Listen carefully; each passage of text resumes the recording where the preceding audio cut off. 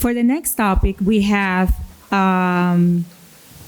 Richard Espinal, Director of Housing Support Services, Catholic Charities, Archdiocese of New York, as the moderator on Catholic organizational responses, support, defend, and integrate.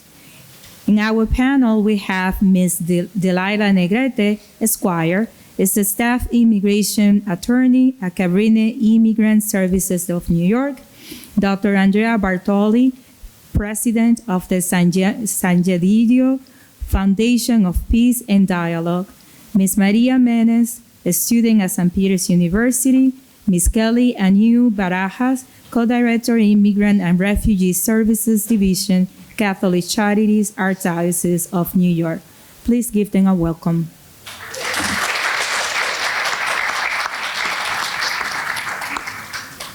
Good afternoon, everyone.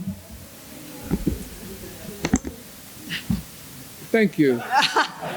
Good afternoon, everyone. Good afternoon. Listen, I get it. It's that time of the day. The room's already starting to empty out a little bit. People are thinking about the train they have to catch, the bridge they got to cross, the plane they got to catch. I get it.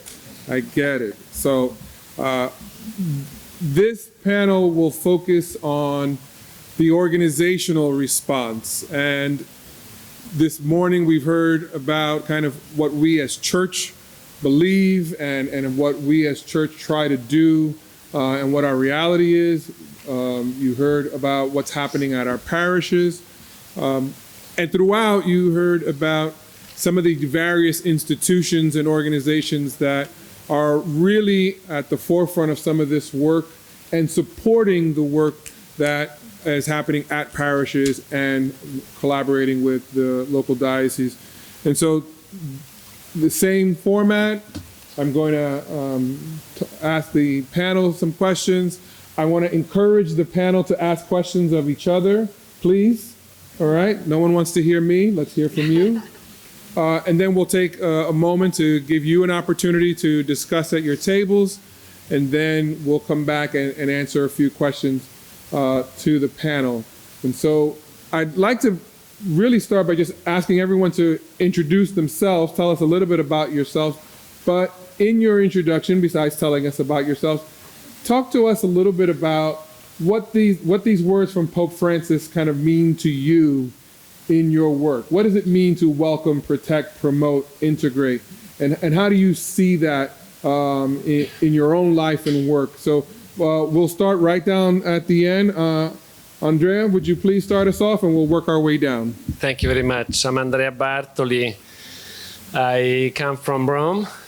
I joined the community of Sant'Egidio in 1970, celebrating 54th anniversary of life with Sant'Egidio. And when I joined Sant'Egidio, we were just 30 kids. Now we are several hundred thousands around the world in 70 countries.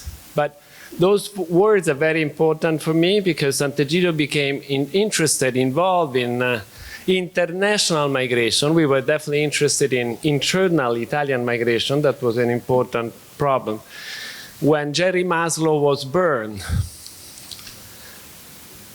there were kids, Italian kids, that for fun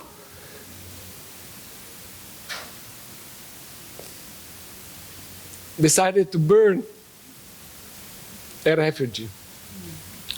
He was sleeping in Piazza Navona, and they just burned. So after that, Sant'Egidio started a campaign. John Paul II spoke about Jerry because of Sant'Egidio's intervention explaining to the Pope what was happening. And since then, we have been working with immigrants all over the world. Here in New York, especially with the Burkinabe community, a wonderful new community in New York. I don't know how many of you know Burkina Faso, but now there are thousands of them in New York. So it's a new world. Good afternoon, everyone. Thank you for being with us and sticking it out towards the end of the day. My name is Delilah Negrete. I'm an immigration lawyer at Cabrini Immigrant Services. Cabrini Immigrant Services has been serving the immigrant community in New York City for about 24 years now, and we are a small but mighty organization that is following the spirit of Mother Cabrini, who was the patron saint of immigrants. If you don't know about her, like I did before I started working at Cabrini, she was a powerful, powerful woman who came to New York City with the intention of serving the immigrant community, the Italian immigrants at the time who were being treated as the other, which we have spoken about today. And so she had a tremendous life and worked in immigrant rights. She worked in healthcare and education for children. And so Cabrini Immigrant Services now follows in that legacy, and we provide holistic care to the immigrant in New York today. And I'm very excited to share more about what we do in a little bit. Hi, everyone. My name is Maria Torres. I just currently graduated from St. Peter's University. That's in Jersey, sorry. All are welcome. Congrats. Sure. Yay.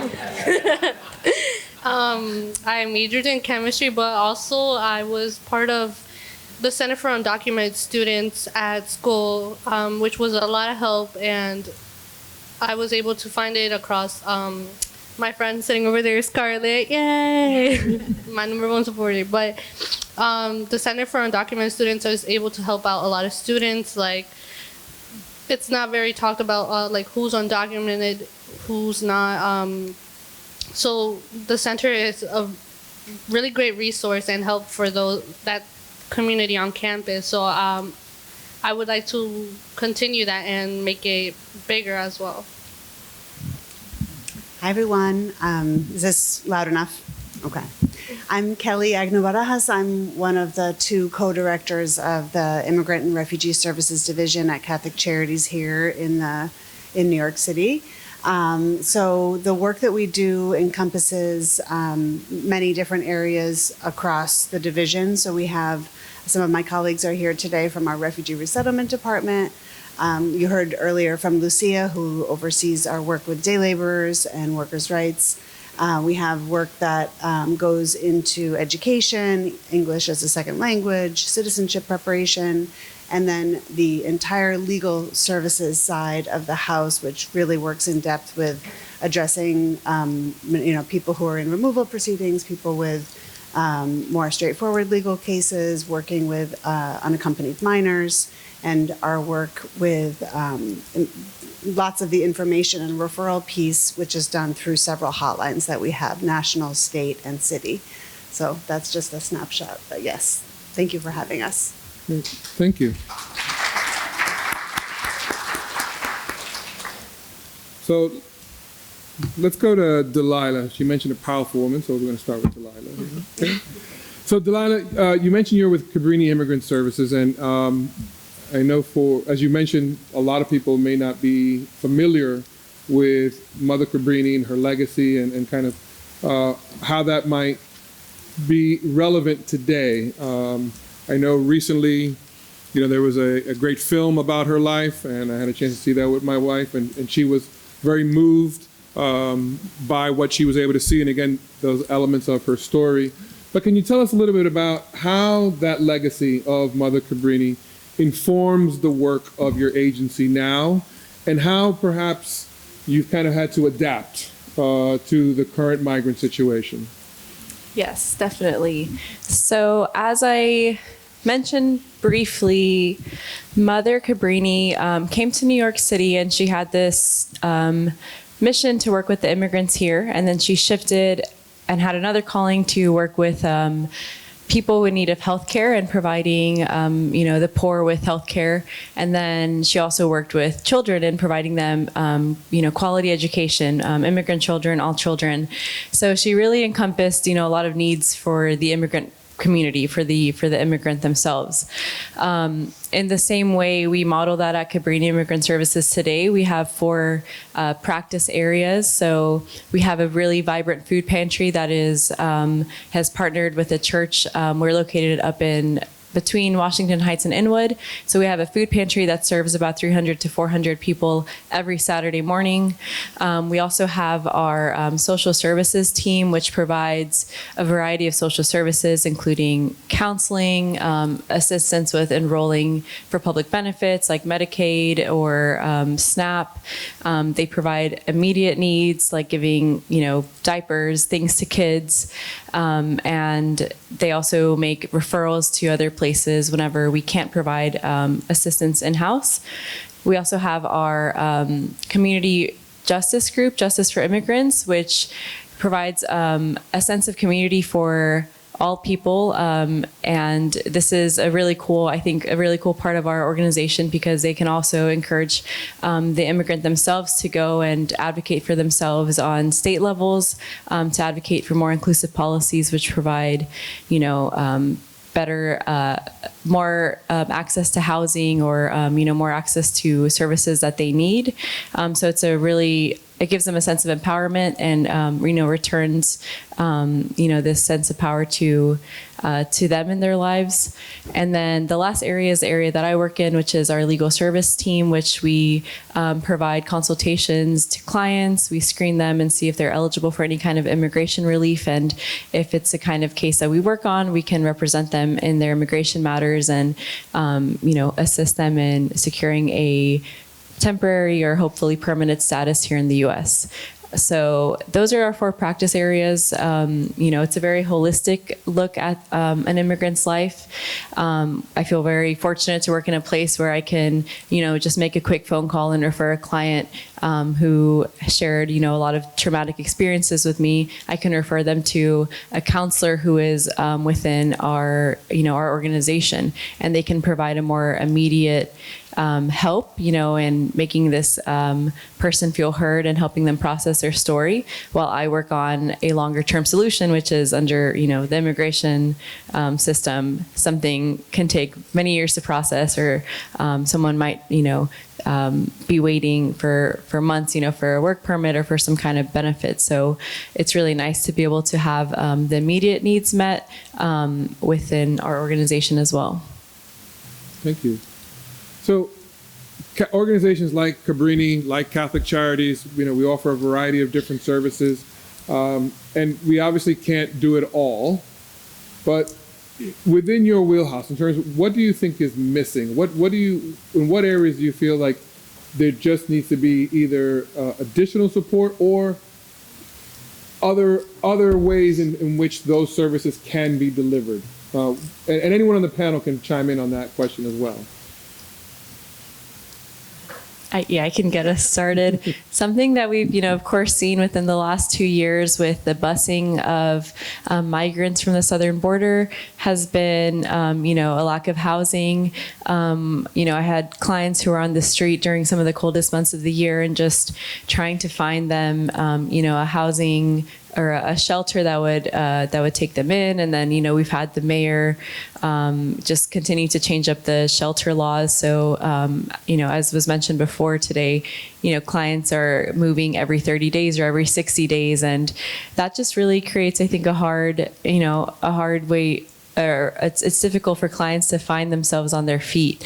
I can't imagine coming to a new country, not knowing the language, not knowing anything about the immigration law system here, and on top of that, housing is a direct, immediate need that we all have a right to, and they are being moved from place to place.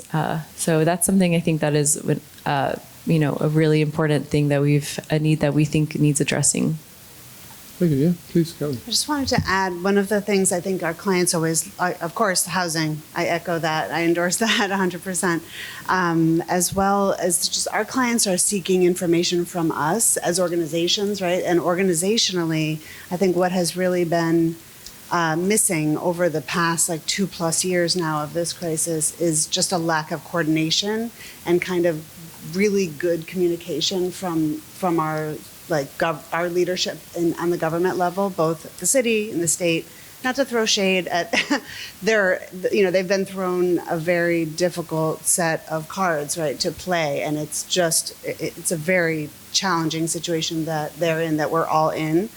But our clients ask us, what's happening here? How do I navigate this? And it's a little bit of a black box to not have all the information, and it's not kind of easily gettable. So that has been, I think, a really challenging situation over these past couple of years, and I think it's something that could be remedied.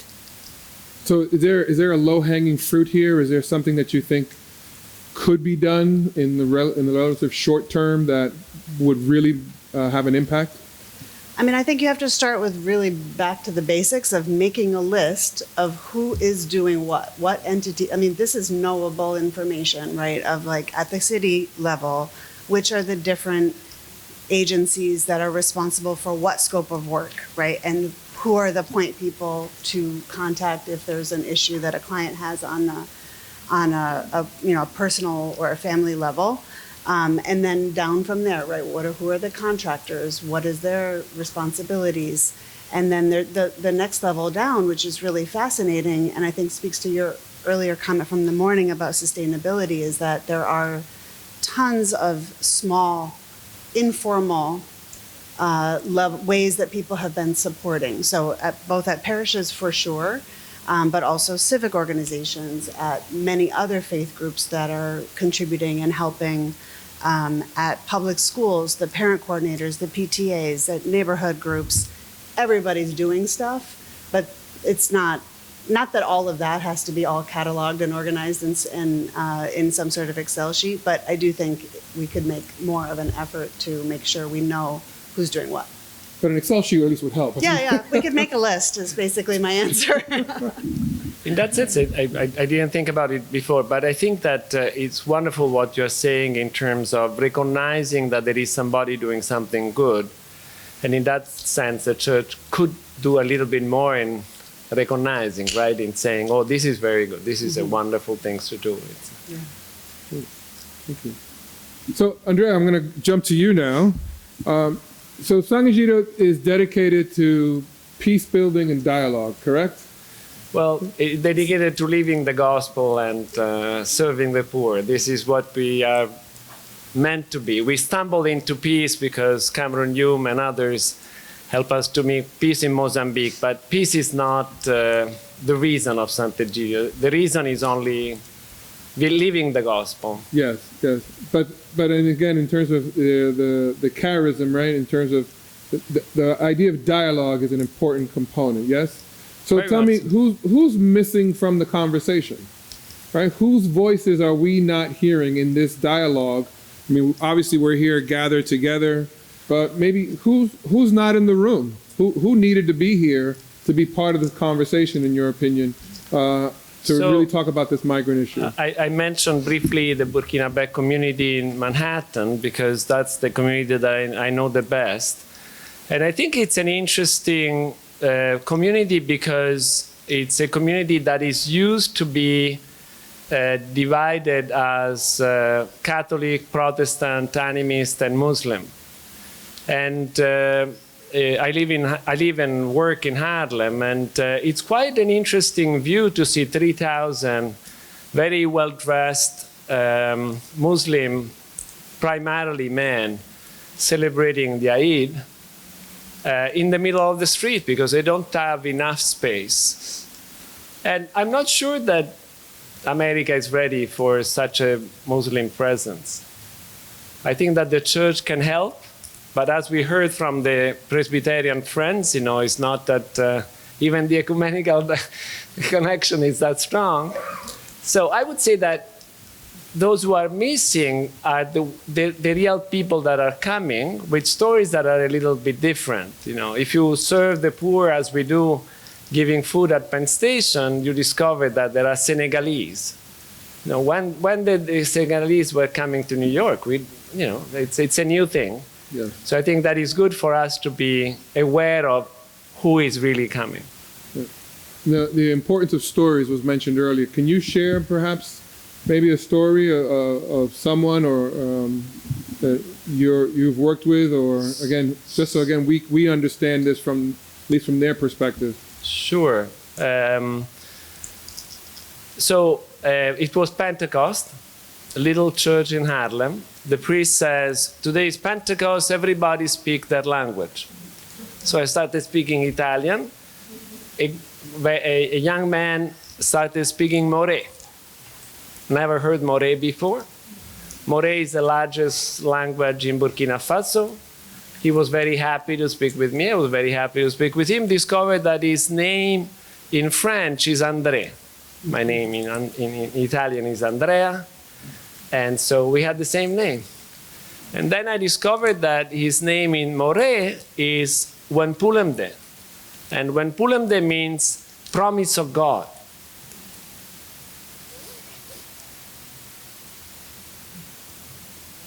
So I said, I'm going to call you Wenpulemde.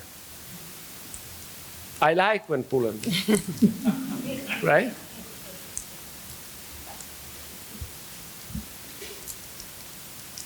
He was working 3 jobs.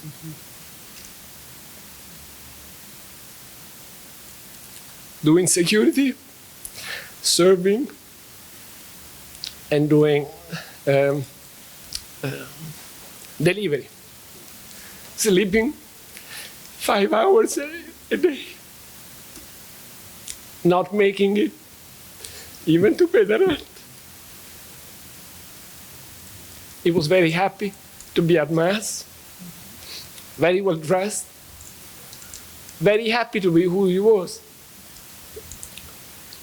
I'm white, well educated, came to this country with a work permit. Yes, I had it difficult because I didn't speak English. I needed to learn English in a Queen's public library. But God, what a different experience, right? Burkina Bay, New York, not that easy. He was an accountant in Ouagadougou. No chance of becoming an accountant here. So we started working together. I learned English here, and I felt, well, I know English now. I can teach English to Andrea, to Wenpulemde. We started a program called English with Friends, teaching English to other Burkinabe.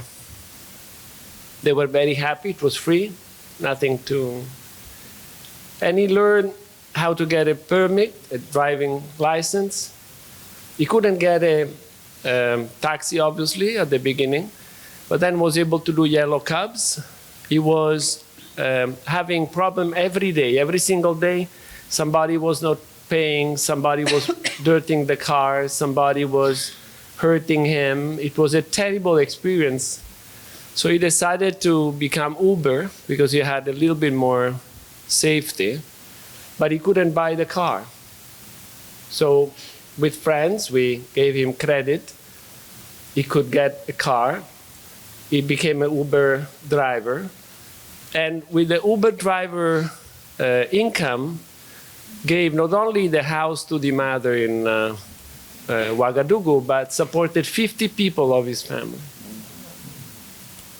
So Andrea is very happy.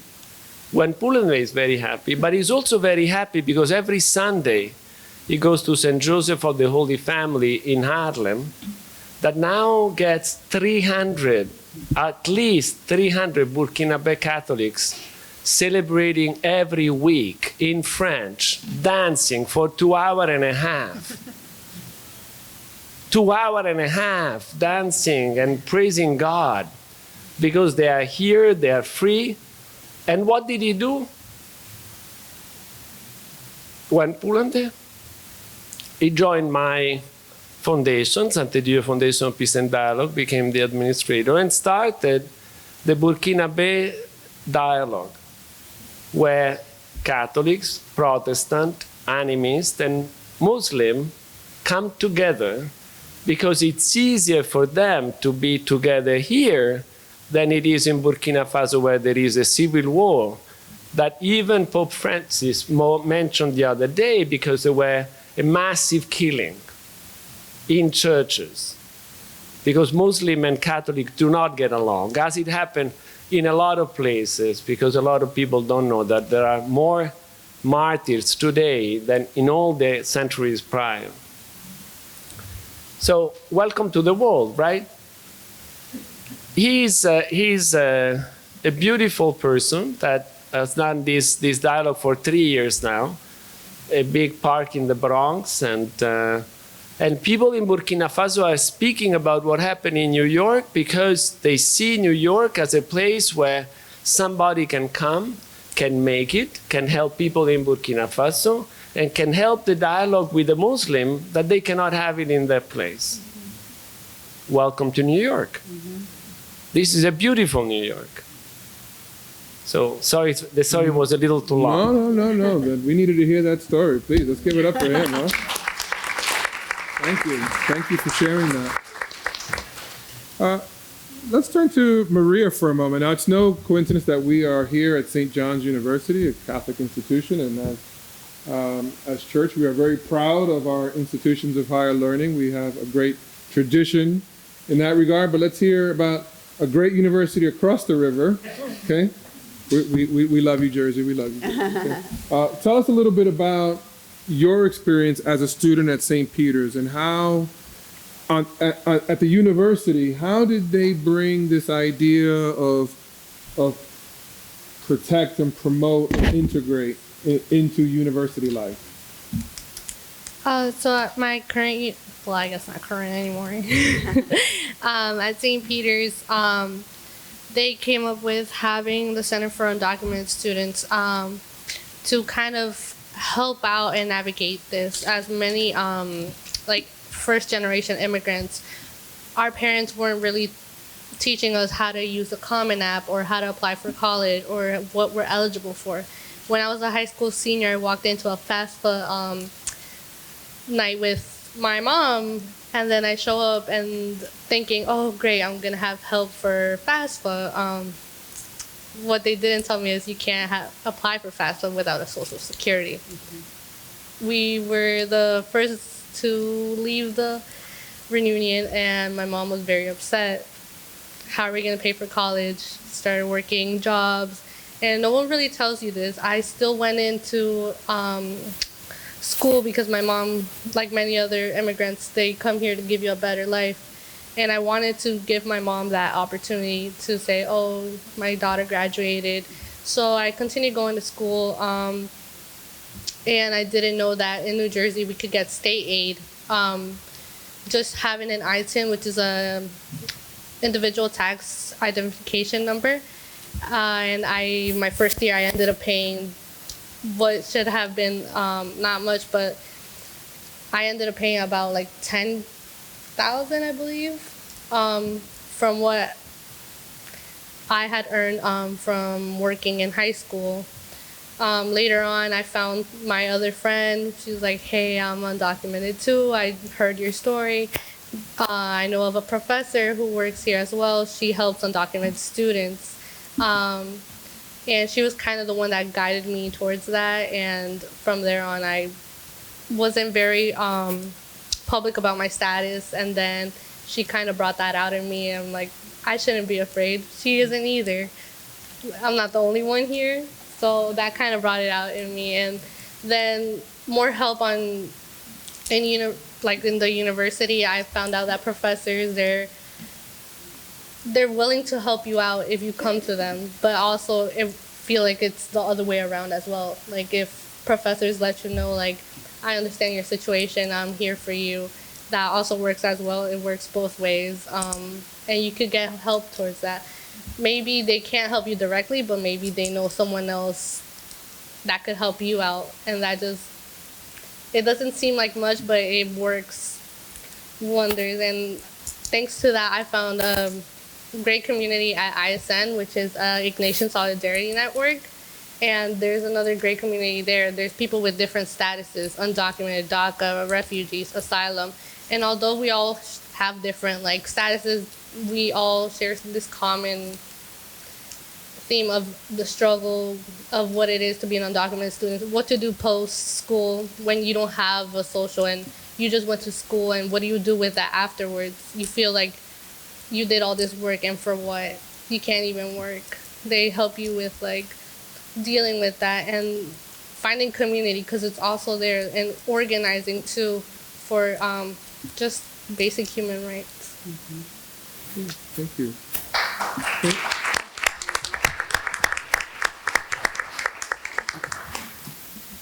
How would you say St. Peter's as an institution has benefited from your presence and the presence of other undocumented students? I think St. Peter's has also been opening up towards undocumented students more. Recently, last year, we had HSI, which was the Hispanic Serving Institute, and we celebrated being 25 years of that. And from that same professor, I got to meet more administration, and that administration led me to like a donor event where there was like alumni at school, and I was able to speak to them also about being undocumented and what I guess TEAC is, which is the Center for Undocumented Students. It's not big, and obviously most of the time what the problem is the money. Like, where do we get the money for the research for the students? So I was able to talk to them and tell them like what we needed. I'm sorry, is that me? No, that's all right. Go ahead.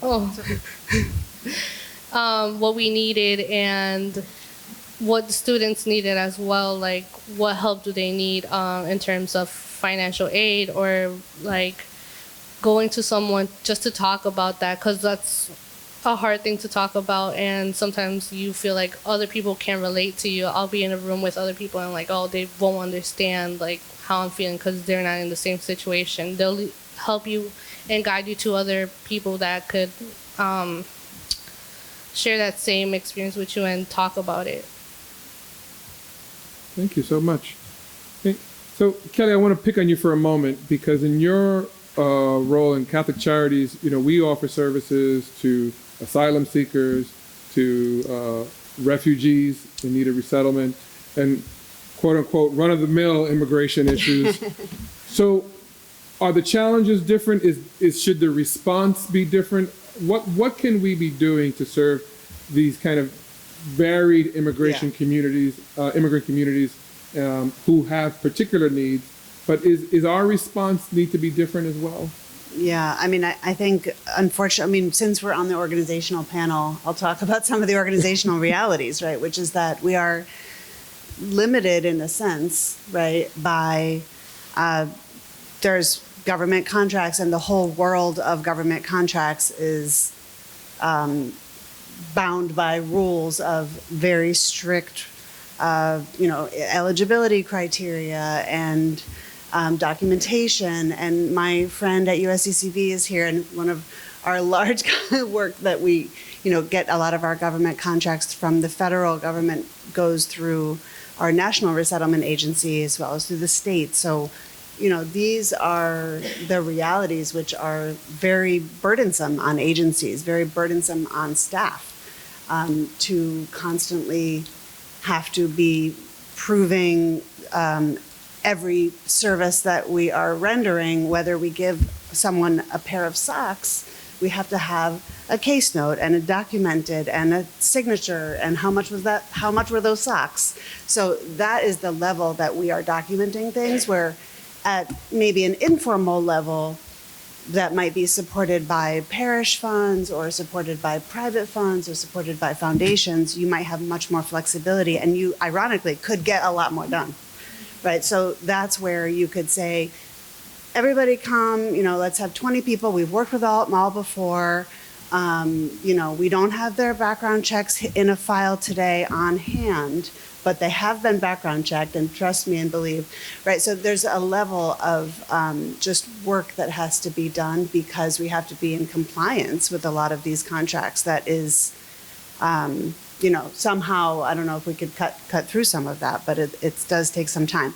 But to your point of the different responses to different groups, we could spend 100 times the money that we're spending right now and hire, again, 100 times the staff that we have, and still not actually meet the need, right? So like all of us in this room are here doing this every single day, and many of us have been doing this for many decades, and we have to kind of pace ourselves again to the sustainability question, because there's not like an end. It's not that we just finish serving all the people who just came and then we're done and we can just put our pencils down and take a break.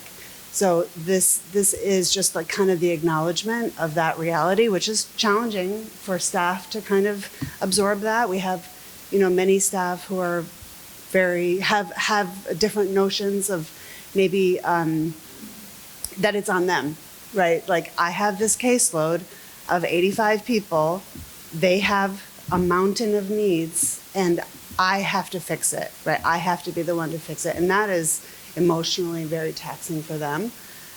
So, we have to kind of manage what is possible within the resources that we have. And those resources are unfortunately extremely limited, even with the generosity of private funds that come to supplement all of the unfunded work.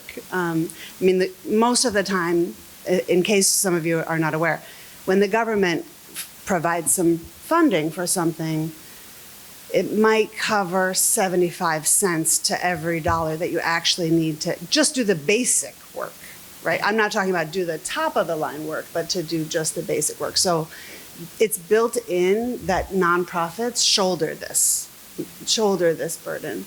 And that means that our staff shoulder this burden, and on and on, and so it's not a complete answer. No, but it definitely gets to pulls back the curtain a little bit for sure.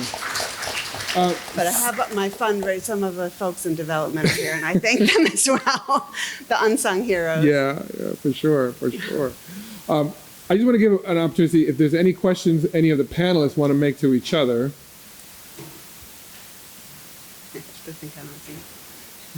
Sorry, real quick, like you just mentioned the lack of funding, like how do you deal with that? Because I know I've tried to do some events at school as well, and just like you said, sometimes it's federal, and I was planning an undocu week at school, which like to educate people on campus about it, and it was a grant that my professor mentioned, but then they said, you're working with undocumented, I'm sorry, and just completely shut me off. Oof. So I had to find other resources. So like, how do you deal with that, like to get your stuff done as well? Yeah, I didn't come in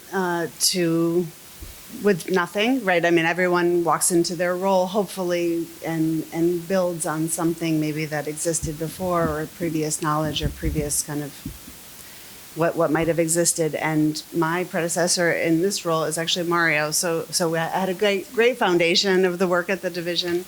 But yeah, it's a juggling act of like, you're putting together different pieces, and something ends, something else new hopefully begins. You've got to kind of not ever stop. But it's very disappointing when funding kind of is not clear and you're not sure of what you can and cannot use. And sometimes the rules change as you go on and the reporting requirements change. So that would be very frustrating for sure. I think Andrea wants to contribute. Now, just to ask Maria, in a way you stumbled into these things, discovering that as an undocumented you had a power to gather, right? To create this movement within St. Peter, and now there is this institutional investment and so on. Do you think that you can help St. John? Do you think that you can help for them? Could it be that we'll have a Catholic undocumented program in all universities, and that you are the president, the founder? No pressure. Let's make that happen. I don't know, I'm a Jersey girl for life. All right, we'll send you to Rutgers. No, I would love to see that happen, though. I really feel like it's something very important for students to have, just that sense of community, that you're not alone, and it encourages other undocumented students to continue and apply, because most of the time we just stumble upon these things, and unfortunately some of them, they don't want to continue. They feel like, if I can't continue doing this, then I'm just not going to go to school. But that's that's not what we want to hear. We want to see more Hispanics graduating from higher education, and I would love to see that happen here. Very good. I'll work on the invitation for St. John. Love it. Thank you, thank you. And your question reminds me of a story I heard, and I think Bishop DiMaggio would appreciate this. It was a cardinal who, at the cathedral, announced to everyone at Mass, good news, we have all the money we need to renovate the cathedral. Bad news, it's still in your pockets. And so the reality is that we, in terms of fundraising, right, I think to Kelly, our development team and the constant ask and the ask and the ask, and of course that also wears you down. And I know in my own work, every day, like I wish I had the magic wand. I wish I could just pay off everyone's rent and everyone's, living nice and stable or whatever, but that's just not our reality. But the more I can get people of goodwill to buy into what we're trying to do, then the contributions can come in. And sometimes it's not financial, sometimes it's the people power, right? It's like, look, I need to move boxes. I need someone to do some face painting, right? I need something someone to help me decorate, or someone who can run off a couple thousand copies and don't tell your boss, right? Like, it's all those kinds of ways that we can pitch in together. And I think that, the point was raised that the partnerships with organizations comes through parishes and other institutions that we have to really come together. So I wanted, before we get to the questions from the audience and give them an opportunity to have a conversation, this is a time when we have to do a lot of fact checking. As we saw from this past week, and I want to assure everyone, no cats or dogs were injured in preparation of your lunch. Okay. But the reality is, in terms of the work that we're doing, we have to deal with, quite frankly, a lot of BS, right? So can you tell us a little bit about what's the noise and what's true, right? What do we have to kind of ignore and what do we have to focus on? So what's true, right? And what's all, again, the noise that is kind of blocking out the work that we're doing. Anyone can jump in and... The lawyer. Yeah, let's go to the lawyer. Yeah, this is lots to get into, I think, here. I feel really honored to be able to sit across from people that the media works so hard to dehumanize every day. I think a lot of it starts with us as, if you're someone who's a citizen or a citizen of this country. I think the program that is at Maria's school and colleges alike are really great because it educates people who have the power to make change and to advocate for the immigrant community and to actually join the fight. Immigrants have been telling us for a long time what they need and, the kinds of changes that they want in the law. And so, it's our job to center their voices, to make sure that they're in the rooms when laws are being, made or ideas are being thrown around and we're imagining what this system could be like. So I think, a lot of the stories that you hear in the media, if we're all here and we're listening to, a client's, powerful testimony today, and you've heard, from all these other, folks from faith communities who are making a difference in their community. Go out and share this with everyone if you can. We're in a really dicey time under the Biden administration, and we'll see what happens in November. But I think it's just more important now than ever to continue to remind people that we're all humans. It doesn't matter what side of the border we were born on. We deserve dignity and fairness in all our systems. And I think a lot of the work can start with us as individuals. Thank you. Anyone else want to chime in? Sure, I'll try. I think one of the things that we're suffering from, right, is this kind of level of stuckness, which has been very intractable for so many, many years of, maybe attempts to try to get various types of comprehensive immigration reform through. Now, I don't even think we want to call it comprehensive immigration reform anymore because, what are we even asking for? No one is even able to articulate what we need to put forward. And I think even the people, even the framing of like pro-immigrant, anti-immigrant, it doesn't serve the purpose anymore of like talking about what really, what we might want to see in action, see actually in practice. And I think the stripe of that to me that I think has just always seems like the big missing piece is that we now have a system where it's almost impossible to come to the United States if you really just want the opportunity to work. And ironically, we do have opportunities to work, right? We need a labor force in various parts of the country and in our own state. And here in the city, there is a need for workers of different fields and whatnot. And, my colleague Lucia is dealing with this every day with workforce, and we have people who are already here who want to work, and they cannot regularize their status. They can't just kind of get in line, which is the other thing that is used. But we have this very, very narrow way to come into the United States if you meet certain very strict humanitarian criteria of like you can come in through refugee resettlement. Maybe if you are already here, then you can apply for asylum, and the list goes on. But not a lot of people meet that, right? So now we've got all these folks who've just arrived in New York City and the rest of the country, so many of whom don't qualify for that narrow slice, right? So what will become of them, right? That's not something that we and our government leaders are saying, as they said in the morning panel, just apply for asylum. Maybe you actually don't have a case, but that's their solution, is just apply for asylum.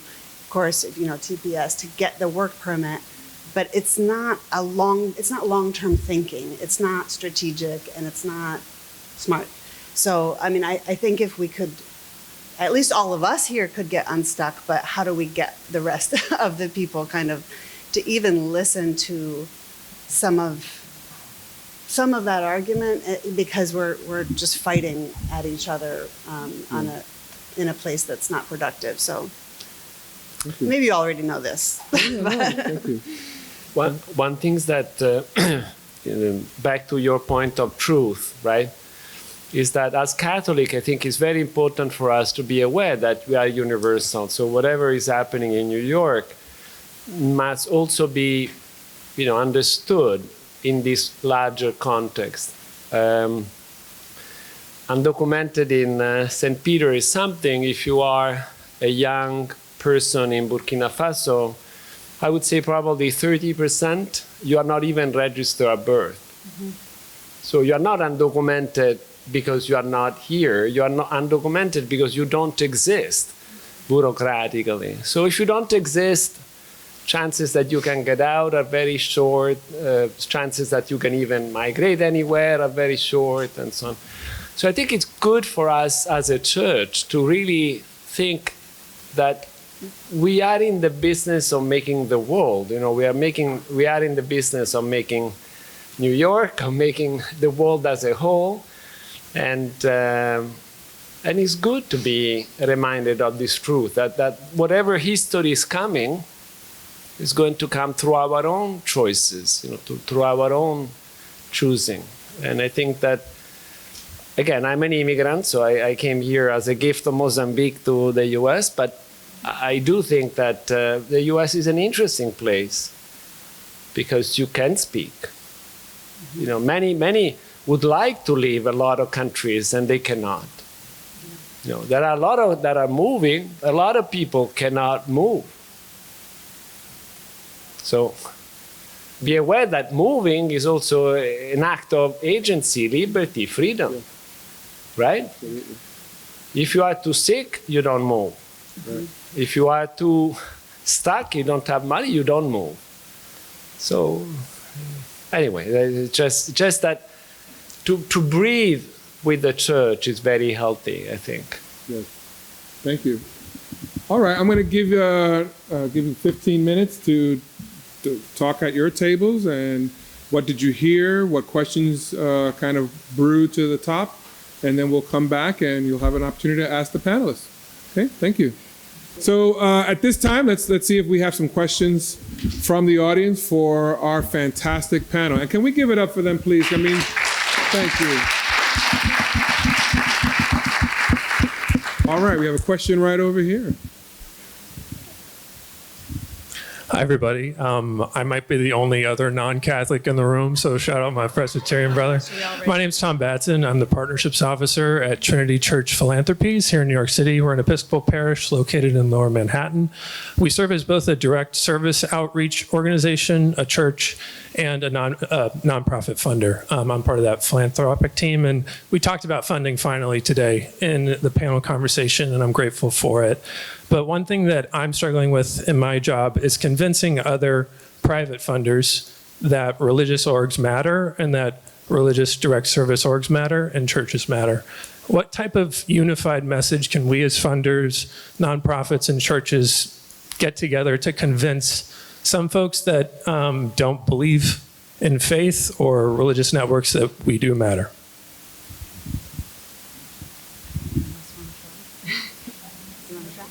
I said I asked tough questions. Thank you. I'm going to take a stab. It's challenging with having Catholic in our name. Like, just to be frank, like if our name is Catholic Charities, both, and so many different ways it's manifested itself over the years that I've worked at Catholic Charities, where someone interviewing for a job will like dangle their crucifix saying like, you're going to hire me for this job, right? Because I'm a Christian. Like, that's not legal and that's not the way it works. Or when you're applying for funding, you look at that 990, which is their tax filing, this particular funder, have they ever funded any Catholic organization? Have they ever funded any religious organization at all? So I do have my, Control F, looking to see what they have funded, right? Realistically, because why go after them if that's their mindset? But the way I think we can, and I'm not Catholic either, so, and I worked at Catholic Charities for a very long time. But the way that I think we can do this is just with the service, just with the work. Like, you do the work, you keep doing the work, you keep showing up, you keep making sure that you're working in community with other partners, including Trinity and many others. So the work has to stand for itself. Like, you can't just say, give us money, I promise it's going to be awesome. Like, you have to keep actually delivering the work, and the clients can tell the stories and your work can tell the stories. So I don't know any other way, because if people have it in their minds that you're not going to serve everyone, that's not right. So the only way to combat that is just to keep serving everyone. Thank you. Anyone else want to, or want to go to another question? All right, let's go to another question then. You have a question over here?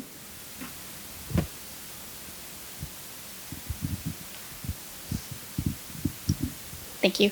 Hi, good afternoon. My name is Jessica Hernandez, and I work at Catholic Legal Immigration Network, or Clinic.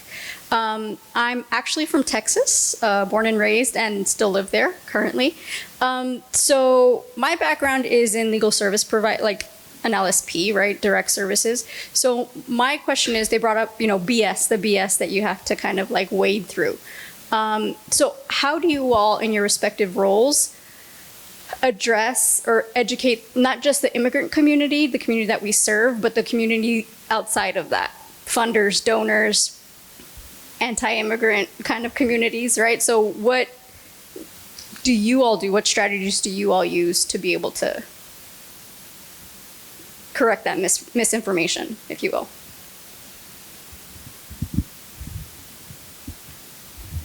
I can jump in first. I can't say I'm around too many anti-immigrant communities. Maybe that's maybe that's something I should fix. But I think definitely within the immigrant community, especially in the last 2 years, we've seen a lot of people come in and they are, upset, of course, by the fact that folks who are coming to the southern border are receiving work permits and they have housing and things like this, where someone who's been living in this country for 20, 30 years, undocumented, doesn't have this benefit and they have never been eligible for this. So those moments are definitely tough to navigate. As a legal service provider, there's only so much I can say. Of course, it's not really in my role to provide education, but I remind them that these people are in a different process than you. They're in immigration court. They could be facing a deportation order very soon because they just came in. They might be, out of the country a lot faster, in many cases. And so just trying to, kind of educate, and end that conversation by saying what we really need is, of course, reform for everyone in this country. We need, not just for the people who have been here for a long time, but the folks who are coming in and trying to seek, asylum or, we need that kind of unity within our immigrant community. And it is a hard conversation, so that's just my kind of attempt at answering that question. My practice and our practice usually is to listen first. Listen, because if somebody has entrenched belief, there is a reason.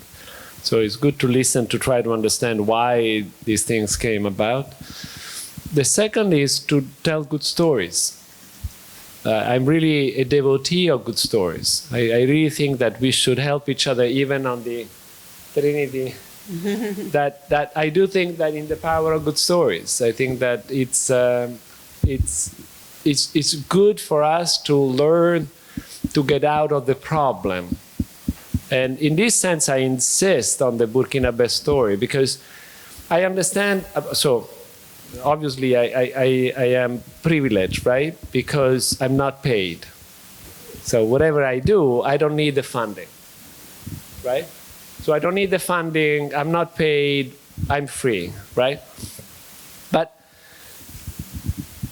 I think it's dangerous if we are looking at the immigrant only as receivers. Mm-hmm. The only expression that Jesus that is said in outside the gospel that is attributed to Jesus is there is more joy in giving than in receiving. When Pulende, now everybody knows when Pulende, goes regularly to be a volunteer. He works 12 hours a day as a driver, and regularly every week he goes to serve the poor at Penn Station giving food. And when he looked at the people, he said, but why in America so many are addicted? And this is something that we can speak to the BS people, that rather than the immigrant being terrible and so on, the level of addiction that we have in the US is unheard of among the immigrants. Obviously also because they don't have the money, right? But there is no doubt that the level of addiction that is in this country is completely unthinkable for the immigrant population. But please ask the immigrant to do, ask the immigrant to offer, because if you go again to St. Joseph at the Holy Family in Harlem, you will see wonderful Burkinabe community offering food to anybody, because if you cook at home, it doesn't cost that much. If you need to cater or you need to have something, then it costs much more.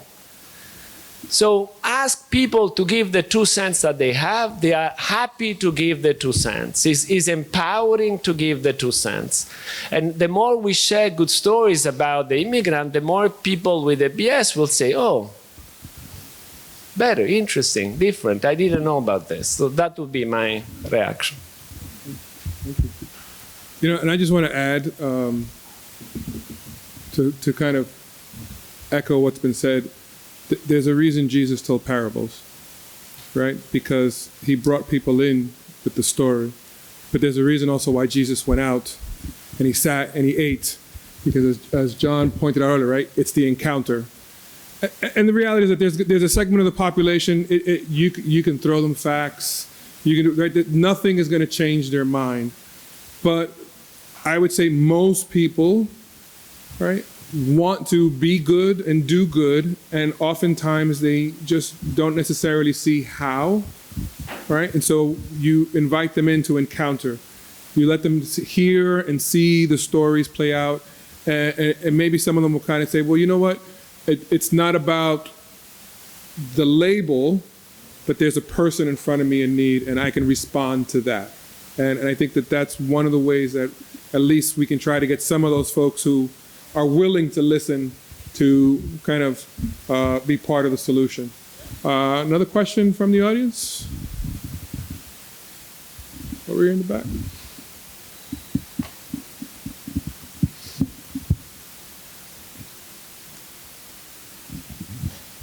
Hello, my name's Jim Skarzinski. I'm a member of St. Ignatius Parish in Manhattan, and we have a fairly active accompaniment program in conjunction with Jesuit Relief Services. St. Ignatius is, as you might imagine, is a Jesuit parish. One issue that our folks, and the program's been going on for several years, struggle with, and there's been allusions to this, of accessing information, stumbling around.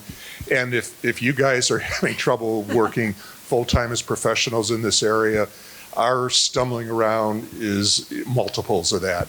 And over the last couple of years, through our efforts, we've been able to, on an ad hoc basis, kind of fit some pieces of the jigsaw puzzle together. But we all say, wouldn't it be great if there were a manual of how to go about this and the services in New York? And again, through a lot of perseverance, we've kind of stumbled on this stuff.